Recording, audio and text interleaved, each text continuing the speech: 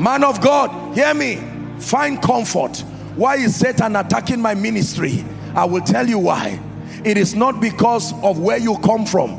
Where you come from is just the obvious answer, not the right one. I can tell you. Some of you now begin to look at your life and see all the happenings and see that that roaring lion has been tracing you and saying till now you have not gone down. Can I tell you this? Do not cry about all the stories of pain in your life. Now God is interpreting the writings on the wall. The disappointment, the shame. He fought your marriage. He fought your children. You lost your child. You lost everything. And you are wondering, to what end is this? Now I bring you the word of the Lord. He wants dominion and he wants transgenerational allegiance. If you will fall down and worship me, that business I will give it to you. Can I tell you this? Look up please. Look up please. Unfortunately, painfully unfortunately, there are people today who could not stand because they do not know these truths and they do not have the weapons of victory. They said, Satan, I can't go through this. I will go back to you. And they had that agreement. They are some of the celebrities we celebrate around the world today. They know what they did. You don't know it, but they know. That is why in spite of their fame, there is no joy. They already know their doom is defined. That's why the money does not prosper them. That's why you see how miserable, respectfully speaking, some of their lives become in the midst of all the glamour, because they know that there is a covenant. Please hear me.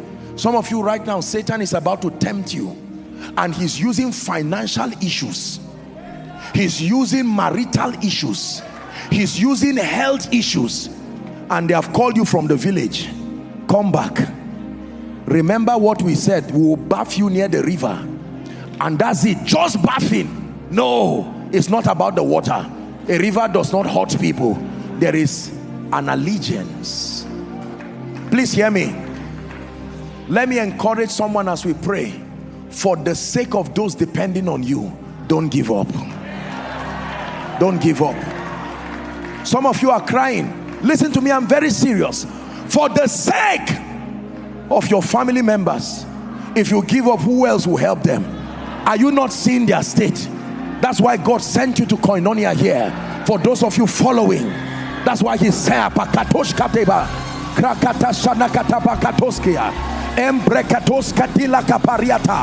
a reed out of fire.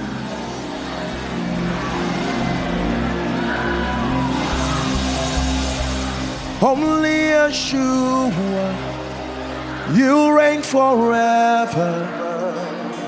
To your kingdom there'll be no end. Only Yeshua will reign forever. To his kingdom there'll be no end. Please look at me. What if Reinhard Bonnke gave up? What if T.L. Osborne gave up? What if Billy Graham gave up? Seeing then that we are surrounded by so great a cloud of witnesses.